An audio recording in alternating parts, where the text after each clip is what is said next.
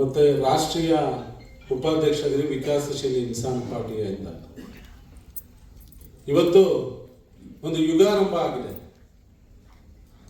ನಮ್ಮ ಹಿಂದುಳಿದ, ಅತಿ ಹಿಂದುಳಿದ, ಆದಿವಾಸಿ, ಅಲೆಮಾರಿ ಎಲ್ಲ ಸಮಾಜಗಳಿಗೂ ಒಂದು ಖುಷಿ ವಿಷಯ ಇದೆ. ಇವತ್ತು ಎಲ್ಲಾದರೂ ಒಂದು ಟಿಕೆಟ್ ಬೇಕು, ನಾನು ಎಲೆಕ್ಷನ್ ನಿಲ್ತೀನಿ, ಗ್ರಾಮ ಪಂಚಾಯತಿ ಆಗಲಿ, ಜಿಲ್ಲಾ ಪಂಚಾಯತಿ ಆಗಲಿ, ತಾಲೂಕು ಪಂಚಾಯತಿ ಆಗಲಿ, ಕಡೆ ಪಕ್ಷ ಒಂದು ಡೈರಿಯಲ್ಲಾಗಲಿ, ಅಲ್ಲೆಲ್ಲ ಜಾತಿ ಮೇಲ್ಜಾತಿಗೆ ಎಲ್ಲ ನಡೀತಾ ಇದೆ. ಅಧಿಕಾರ ಇರುವಂತ ಜಾತಿಗಳಿಗೆ ಇವತ್ತು ರಾಹುಲ್ ಗಾಂಧಿ ಅವರ ಆಶೆಯಂತೆ, ಮಲ್ಲಿಕಾರ್ಜುನ ಖರ್ಗೆ ಅವರ ಆಶೆಯಂತೆ ಎಲ್ಲಿ ಜಾತಿ ಎಷ್ಟಿದೆ ಅಷ್ಟು ಅಧಿಕಾರನೂ ಅವ್ರಿಗೆ ಹಂಚಿಕೆ ಆಗಬೇಕು. ಆದ್ರಿಂದ ಆ ಒಂದು ತತ್ವ ಸಿದ್ಧಾಂತದಿಂದ ನಾವು ವಿಐಪಿ ಪಕ್ಷ ವಿಕಾಸಶೀಲ ಇನ್ಸಾನ್ ಪಾರ್ಟಿ, ನಮ್ಮ ನೇತಾಜಿ ಮುಖೇಶ್ ಸೈನಿಜಿ ಅವರು ದೆಹಲಿ ಲೆವೆಲ್ ಅಲ್ಲಿ ನಾವು ಇಂಡಿಯಾ ಕೂಟದ ಜೊತೆ ಇದ್ದೀವಿ. ಇಂಡಿಯಾ ಕೂಟದ ಜೊತೆ ಇದ್ದೀವಿ. ನಾವು ಒಬ್ಬ ಮೀನುಗಾರರು ಈ ಒಂದು ಪಾರ್ಟಿನ ಬಿಹಾರಲ್ಲಿ ಮೊದಲನೇದಾಗಿ ತಂದು 2 ವರ್ಷದಲ್ಲಿ 4 ಜನ MLA ತಂದು ಒಂದು ಮಂತ್ರಿ ಆದಂತ ಪಕ್ಷ. ಇವತ್ತು ಉತ್ತರ ಪ್ರದೇಶದಲ್ಲಿ ಸಮಾಜವಾದಿ ಪಾರ್ಟಿ, ಕಾಂಗ್ರೆಸ್ ಜೊತೆಯಲ್ಲಿ ನಾವು ವಿಐಪಿ ಪಾರ್ಟಿನೂ ಸೇರ್ಕೊಂಡು ಅಲ್ಲಿ ಎಲೆಕ್ಷನ್ ಮಾಡ್ತಾ ಇದ್ದೀವಿ. ಅದೇ ರೀತಿ ಇವತ್ತು ಕರ್ನಾಟಕಕ್ಕೂ ಬಂದಿದೆ. ಮುಂದಿನ 28ನೇ ಎಲೆಕ್ಷನ್ ಅಲ್ಲಿ ವಿಐಪಿ ಪಾರ್ಟಿ ಇಲ್ಲಿ ಯಾವುದೇ ಸರ್ಕಾರ ಬಂದರೂ ನಾವು ಒಂದು ಭಾಗ ಆಗಿರ್ತೀವಿ ಅಂತ ಹೇಳಿ ಈ ಪತ್ರಿಕಾಗೋಷ್ಠಿ ಮುಖಾಂತರ ತಮಗೆ ತಿಳಿಸ್ಲಿಕ್ಕೆ ಇಷ್ಟಪಡ್ತೀನಿ. ಇವತ್ತು ಹಿಂದುಳಿದ ವರ್ಗ ಸಮಾಜಗಳು ತಮ್ಮ ಧ್ವನಿನ ಹೇಳಲಿಕ್ಕೆ ಆಗ್ತಾ ಇಲ್ಲ. ಕಾರಣ ಇಷ್ಟೇ, ಒಗ್ಗಟ್ಟಿಲ್ಲ ಅಂದ್ರು ಅವರು ಆ ಜೋಡಣೆ ಮಾಡುವಂತ ಕೆಲಸನೇ ಯಾವುದೇ ಒಂದು ವೇದಿಕೆ ಪಕ್ಷ ಮಾಡಲಿಲ್ಲ. ಆದ್ರೆ ಇವತ್ತು ಆಲ್ ಬ್ಯಾಕ್ವರ್ಡ್ ಕ್ಲಾಸಸ್ನ, ಅಲೆಮಾರಿಗಳನ್ನ, ಎಲ್ಲ ದಲಿತ ಜನನ ಒಗ್ಗಟ್ಟು ಮಾಡುವಂತ ಒಂದು ವೇದಿಕೆ ಈ ಕರ್ನಾಟಕದಲ್ಲಿ ಉಗಮವಾಗಿದೆ. ಅದು ಈ ವಿಐಪಿ ಪಕ್ಷ. ನಾವು 80 ವರ್ಷದಿಂದ ಇತರೆ ಪಕ್ಷಗಳಿಗೆ ಓಟ್ ಹಾಕೊಂಡೇ ಬಂದಿದ್ದೀವಿ. ಆಳೋ ಜಾಗದಲ್ಲಿ ನಾವು ಯಾವತ್ತೂ ಹೋಗೇ ಇಲ್ಲ. ಲೈನಲ್ಲಿ ಹೋಗಿ ಓಟ್ ಹಾಕಿ ಮನೆಗೆ ಹೋಗಿದ್ದೀವಿ. ಈ ಪಕ್ಷದ ಮುಖಾಂತರ ಆಳೋ ಜಾಗದಲ್ಲಿ ಕೂರ್ಲಿಕ್ಕೆ ಕರ್ನಾಟಕದಲ್ಲಿ ಈ ಪಕ್ಷನ ನಾವು ತಗೊಂಡ್ಬಂದಿದ್ದೀವಿ. ಈ ಒಂದು ರಾಜ್ಯದಲ್ಲಿ 24 ಜಿಲ್ಲೆಗಳಲ್ಲಿ ನಮ್ಮ ಜಾತಿ, ಕೋಲಿ ಗಂಗಾಮತ ಸಮಾಜ ಜೊತೆಯಲ್ಲಿ ಹಿಂದುಳಿದ ವರ್ಗಗಳು ತುಂಬಾ ಪ್ರಬಲವಾಗಿದೆ. ಕರ್ನಾಟಕದಲ್ಲಿ ಇವತ್ತು ಹೊಸ ಯುಗ ಆರಂಭ ಎನ್ನುವ ಒಂದು ಮಹಾಪರಿಕಲ್ಪನೆಯೊಂದಿಗೆ ವಿಕಾಸಶೀಲ ಇನ್ಸಾನ್ ಪಾರ್ಟಿ ಕರ್ನಾಟಕ ರಾಜ್ಯ ಘಟಕ ರಾಷ್ಟ್ರೀಯ ಅಧ್ಯಕ್ಷರ ಕೈಯಲ್ಲಿ ಉದ್ಘಾಟನೆಯಾಗಿದೆ. ಆ ಉದ್ಘಾಟನೆಯ ಪಾವನ ಸಾನ್ನಿಧ್ಯವನ್ನು ವಹಿಸಿಕೊಂಡಂತಹ ಜಗದ್ಗುರು ವೇದವ್ಯಾಸ ಬ್ರಹ್ಮಶ್ರೀ ಪೀಠದ ಪೀಠಾಧಿಪತಿಗಳಾಗಿ ಬ್ರಹ್ಮಶ್ರೀ ರಾಜಗುರು ಸ್ವಾಮೀಜಿಯವರು ವಹಿಸಿಕೊಂಡಿದ್ದರು. ಅದೇ ರೀತಿಯಲ್ಲಿ ಇವತ್ತಿನ ದಿನ ಅತಿ ಹಿಂದುಳಿದ ವರ್ಗಗಳಿಗೆ ನ್ಯಾಯ ಕೊಡಿಸಲೇಬೇಕು ಎಂದು ದೃಢವಾಗಿ ಸಂಕಲ್ಪ ಮಾಡಿದಂತಹ ಶ್ರೀಯುತ BK ಮೋಹನ್ ಕುಮಾರ್ ಅವರಿಗೆ ನಾವು ತುಂಬಿರುವುದದ ಅಭಿನಂದನೆ ಸಲ್ಲಿಸ್ತಾ ಇದ್ದೀವಿ. ಅದೇ ರೀತಿ ರಾಷ್ಟ್ರೀಯ ಅಧ್ಯಕ್ಷರಾದಂತಹ ಶ್ರೀಯುತ ಸಂತೋಷ್ ಮುಖೇಶ್ ಸಹಾನಿ ಅವರು ಇವತ್ತಿನ ದಿನ ಬಿಹಾರ್ನಲ್ಲಿ ಪಕ್ಷವನ್ನು ಸ್ಥಾಪನೆ ಮಾಡಿ ಭಾರತ ದೇಶದಾದ್ಯಂತ ಇರುವಂತಹ ನಮ್ಮ ಮೀನುಗಾರ ಸಮಾಜ, ಅಂದರೆ ನಾನು ಹುಟ್ಟಿದಂತಹ ಗಂಗಾಪುತ್ರ ಸಮಾಜವನ್ನ ಪ್ರತಿನಿಧಿಸಿ ಇವತ್ತು ಕರ್ನಾಟಕ ರಾಜ್ಯದಲ್ಲಿ ಆ ಪಕ್ಷವನ್ನು ತಂದಿದ್ದಾರೆ. ನಮ್ಮ ಜಗದ್ಗುರು ವೇದವ್ಯಾಸ ಪೀಠ ಕರ್ನಾಟಕ ವಿಕಾಸ ಇನ್ಸಾನ್ ಪಾರ್ಟಿಗೆ ಬಹಿರಂಗವಾಗಿ ಬೆಂಬಲ ಸೂಚಿಸ್ತಾ ಇದೆ. ಅದಕ್ಕೋಸ್ಕರ ಇವತ್ತಿನ ದಿನ ನಮ್ಮ ಜನಾಂಗದ ನಾಯಕರ ಕೈ ಬಲಪಡಿಸೋಸ್ಕರ ನಮ್ಮ ಶ್ರೀಮಠ ಶ್ರಮಿಸ್ತಿದಂತೆ ಈ ಸಮಯದಲ್ಲಿ ನಾನು ಹೇಳ ಬಯಸ್ತಾ ಇದ್ದೀನಿ. ಧನ್ಯವಾದಗಳು. ಜೈ ಶ್ರೀರಾಮ್.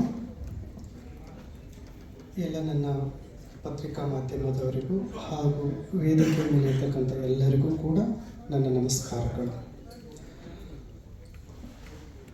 ಸಮುದಾಯ ಎಲ್ಲರಿಂದಲೂ ತುಳಿತಕ್ಕೊಳಗಾಗಿರುವಂಥದ್ದು.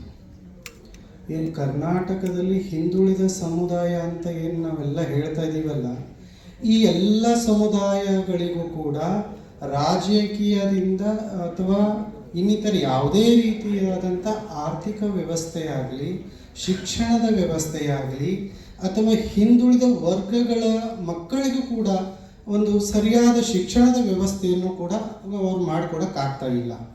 ಈಗ ನೋಡಿ, ಕರ್ನಾಟಕದಲ್ಲಿ ಎಲ್ಲ ಕಡೆನೂ ಹಳ್ಳಿಗಳಲ್ಲಿ ಸರ್ಕಾರಿ ಶಾಲೆಗಳು ಮುಚ್ಚುತ್ತಾ ಇದ್ದಾವೆ.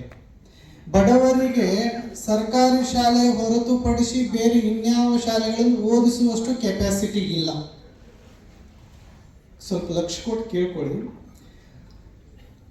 ಈ ಖಾಸಗೀಕರಣಕ್ಕೊಳಪಟ್ಟಂಥ ಶಿಕ್ಷಣ ಸಂಸ್ಥೆಗಳಲ್ಲಿ ಲಕ್ಷಗಟ್ಟಲೆ ಫೀಸ್ ಕೊಟ್ಟು ತಮ್ಮ ಮಕ್ಕಳ ಭವಿಷ್ಯವನ್ನು ನಿರೂಪಿಸೋಕ್ಕೆ ಅವ್ರ ಕಡೆಯಿಂದ ಸಾಧ್ಯ ಆಗದೇ ಇರುವಂಥ ಸಮುದಾಯಗಳು ಇನ್ನೂ ಕರ್ನಾಟಕದಲ್ಲಿ ಇದೆ.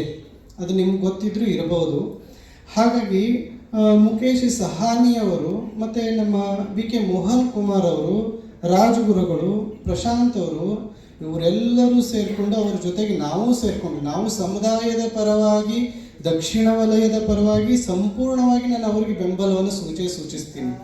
ಅಥವಾ ಈ ವಿಷಯಕ್ಕೆ ಕೆಲವೊಂದು ಜನ ಪ್ರಶ್ನೆ ಮಾಡಬಹುದು, ಸ್ವಾಮೀಜಿಗಳು ರಾಜಕೀಯದಲ್ಲಿ ಪ್ರವೇಶ ಮಾಡಬಹುದೇ ಅಂತ ನಿಮ್ಮ ಪ್ರಶ್ನೆಗಳು ಬರಬಹುದು. ಸ್ವಾಮೀಜಿಗಳು ರಾಜಕೀಯದಲ್ಲಿ ಪ್ರವೇಶ ಮಾಡದೇ ಇದ್ದರೆ ರಾಜ್ಯದ ರಾಜಕೀಯ ವ್ಯವಸ್ಥೆ ಹೊಲಸಾಗ್ಬಿಟ್ಟಿದೆ. ಅದನ್ನು ಸರಿ ಮಾಡಲೇಬೇಕು. ಸರಿ ಮಾಡಬೇಕಾದ್ರೆ ಸನ್ಯಾಸಿಗಳ ಅವಶ್ಯಕತೆ ತುಂಬ ಇದೆ. ಸನ್ಯಾಸಿಗಳನ್ನು ನೀವು ಸರಿಯಾಗಿ ಸದುಪಯೋಗ ಮಾಡಿಕೊಂಡ್ರಿ ಅಂತಂದರೆ ರಾಜ್ಯದ ರಾಜಕೀಯ ಸುಧಾರಣೆ ಆಗುತ್ತೆ, ಧರ್ಮ ಸುಧಾರಣೆ ಆಗುತ್ತೆ, ಮತ್ತು ಹಿಂದುಳಿದ ವರ್ಗಗಳು ಕೂಡ ಸುಧಾರಣೆ ಆಗ್ತವೆ. ಯಾಕೆಂದರೆ ಸನ್ಯಾಸಿಗೆ ಯಾವುದೇ ರೀತಿಯಾದಂಥ ಆಸೆ ಆಕಾಂಕ್ಷೆಗಳು ಅಥವಾ ತನ್ನದೇ ಆದ ಪರಿವಾರ ಇರಲ್ಲ. ಆತನ ಪರಿವಾರ ಅಂತಂದರೆ ಸಮುದಾಯಕ್ಕೋಸ್ಕರ ದುಡಿಯುವ ಉದ್ದೇಶವನ್ನು ಇಟ್ಕೊಂಡು ತನ್ನ ಆತ್ಮೋನ್ನತಿಯನ್ನು ಪಡ್ಕೊಳ್ಳೋಕ್ಕೆ ಮತ್ತು ಧರ್ಮ ಜಾಗೃತಿ ಮಾಡುವುದಕ್ಕೋಸ್ಕರ ಸನ್ಯಾಸಿ ಆಗಿರ್ತಾನೆ. ಹಾಗಾಗಿ ಈ ಎಲ್ಲ ಹಿಂದುಳಿದ ವರ್ಗಗಳ ಉದ್ಧಾರಕ್ಕಾಗಿ ಇವತ್ತಿನ ದಿನ ಬಿಹಾರದಲ್ಲಿ ಈ ಪಕ್ಷದ ಉದ್ಭವವಾಗಿ ಮಂತ್ರಿ ಸ್ಥಾನವನ್ನು ಪಡೆದುಕೊಂಡು ಇವತ್ತಿನ ದಿನ ಕರ್ನಾಟಕದಲ್ಲೂ ಕೂಡ ಅದರ ಬಲಗಾಲನಿಟ್ಟು ಒಳಗೆ ಪ್ರವೇಶ ಮಾಡಿದೆ. ಈ ಸುಮಾರು 1 ತಿಂಗಳಿನಿಂದನೂ ರಾಜಗುರುಗಳು, ಮೋಹನ್ ಕುಮಾರ್ ಅವರು, ಪ್ರಶಾಂತ್ ಅವರು ತುಂಬ ಪರಿಶ್ರಮ ಹಾಕಿ ಈ ಒಂದು ಸಂಘಟನೆಯನ್ನು ಮಾಡಿಕೊಂಡು ಇಷ್ಟೊಂದು ಜನ ಸ್ವಾಮಿಗಳನ್ನಾಗಲಿ ಅಥವಾ ಜನರನ್ನಾಗಲಿ ಇಲ್ಲಿ ಸೇರಿಸಿದ್ದಾರೆ. ಹಾಗಾಗಿ ಈ ಎಲ್ಲ ಜನರದು ಸ್ವಾಮಿಗಳದು ಒಂದೇ ಉದ್ದೇಶ, ಒಳ್ಳೆಯ ರಾಜಕೀಯ ತಂತ್ರ ಬರಲಿ, ಎಲ್ಲ ಒಳ್ಳೆಯ ವಿಚಾರಗಳು ಜನರ ಮನಸ್ಸಿಗೆ ಮುಟ್ಲಿ, ಈ ಪಕ್ಷದಿಂದ ಜನರಿಗೆ ಅಥವಾ ಹಿಂದುಳಿದ ವರ್ಗದವರಿಗೆ ಒಂದಿಷ್ಟು ಏಳಿಗೆ ಸಿಗಲಿ ಅನ್ನುವಂಥ ಒಂದು ಅವರೆಲ್ಲ ಉದ್ದೇಶ ಇಟ್ಕೊಂಡಿದ್ದಾರೆ. ಆ ಉದ್ದೇಶಕ್ಕೆ ನಾವು ಕೂಡ ಸಹಕಾರ ಕೊಡುತ್ತೇವೆ. ಈ ದಕ್ಷಿಣ ಭಾಗದಲ್ಲಿ ಇನ್ನೂ ಸಂಘಟನೆಗಳನ್ನು ನಾವು ಹೆಚ್ಚಿಗೆ ಮಾಡ್ತೇವೆ, ಅವ್ರ ಜೊತೆಗೆ ನಾವು ನಿಲ್ತೇವೆ. ಹಿಂದುಳಿದ ಸಮುದಾಯಗಳನ್ನು ವಿಕಾಸ ಆಗಬೇಕು, ಅದೇ VIP ಪಕ್ಷ. ಯಾರು ತುಳಿಯಲ್ಪಟ್ಟಿದ್ದಾರೋ ಅವರನ್ನು ಮೇಲಕ್ಕೆತ್ತುವಂಥ ಕಾರ್ಯ ಮಾಡುವುದೇ ಈ ವಿಕಾಸಶೀಲ ಪಕ್ಷ. और हमारे स्वामी जी सभी को धन्यवाद। और आज मुझे काफ़ी खुशी प्राप्त हो रही है कि आज कर्नाटका प्रदेश में VIP पार्टी का लॉन्चिंग हुआ है और ये लॉन्चिंग समाज के हर वर्ग को, खास करके फिशरमैन मछुआरा समाज के अधिकार के लिए हम लोगों ने आंदोलन किया, जिसके वजह से आज हमारी पार्टी का निर्माण हुआ है। जहाँ पानी है वहाँ मछुआरा है। और मेरा मानना है कि समाज में, राज्य में, अलग अलग प्रदेशों में गरीब समाज के लिए हमेशा उनके अधिकार के लिए लड़ाई लड़ना है। मैंने अभी मंच पर हमारे पार्टी के लीडर BK मोहन जी जो प्रदेश अध्यक्ष है, या हमारे गुरुजी अपनी अपनी बातें रखे, लेकिन मुझे समझ में नहीं आया। लेकिन मेरा दिल जो है ना, वो दिल में एक अलग छाप आया, दिल को एहसास दिलाया कि ये अधिकार के लिए लड़ाई लड़ रहे हैं। हम भाषा तो सीख सकते हैं, लेकिन जब हमारा दिल मिलता है तो बहुत सारी चीजें होता है। तो हमारी जो पार्टी का सेंट्रल लीडरशिप का एक ही एजेंडा है, गरीब, पिछड़ा, दलित समाज के हक अधिकार के लिए लड़ाई लड़ना और कर्नाटक प्रदेश में क्या रणनीति होगा, क्या एजेंडा होगा, ये सब हमारे कर्नाटक प्रदेश के लीडरशिप जो है वो ही तय करेंगे। इसके लिए हमारे सेंट्रल लीडरशिप के लिए कोई आवश्यकता नहीं है। तो मैं धन्यवाद देता हूं बीके मोहन जी जो वीआईपी पार्टी को यहाँ पे लॉन्च किए हैं और इनके नेतृत्व में पूरे प्रदेश में एक अच्छा संगठन को हम लोग खड़ा करेंगे और निषाद समाज के साथ साथ अन्य पिछड़ी जाति जितने भी समान जाति उनके हक अधिकार के लिए हम लोग लड़ाई लड़ेंगे। जैसे बिहार में हम लोग लड़ाई लड़ रहे हैं, पूरे हिंदुस्तान में निषाद समाज 312 नामों से जाने जाते हैं, कहीं सहनी, कहीं मल्ला, कहीं केबर, कहीं गोरी, कहीं भील, कहीं गंगा पुत्र, अलग अलग नामों से जाने जाते, लेकिन सब हम लोग एक है। किसी और के लिए हमें ऐसा लग सकता है कि मैं कोई जात की राजनीति कर रहा हूं, लेकिन मेरी जात की राजनीति औरों के लिए हो सकता है, लेकिन हम अपने परिवार के अधिकार के लिए हम लोग लड़ाई लड़ रहे हैं। क्योंकि बाबा साहब भीमराव अम्बेडकर ने हमें संविधान दिया, संविधान में हमें वो ताकत दिया है कि हम सर उठा के जिए। तो आज हम देश में फिशरमैन के लिए, मछुआरा समुदाय के लिए लड़ाई लड़ रहे हैं। सभी जाति सभी धर्म से के आस्था विश्वास रख के हम लोग काम कर रहे हैं।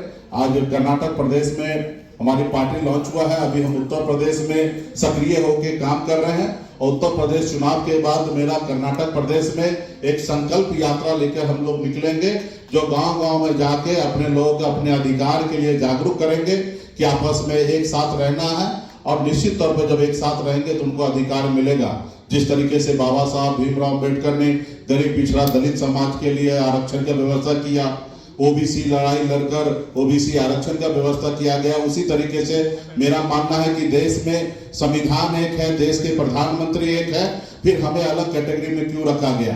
कुछ राज्य में निषाद समाज को एससी में रखा गया, कहीं पे एसटी में रखा गया और कहीं पे जनरल में रखा गया, कहीं ओबीसी में रखा गया।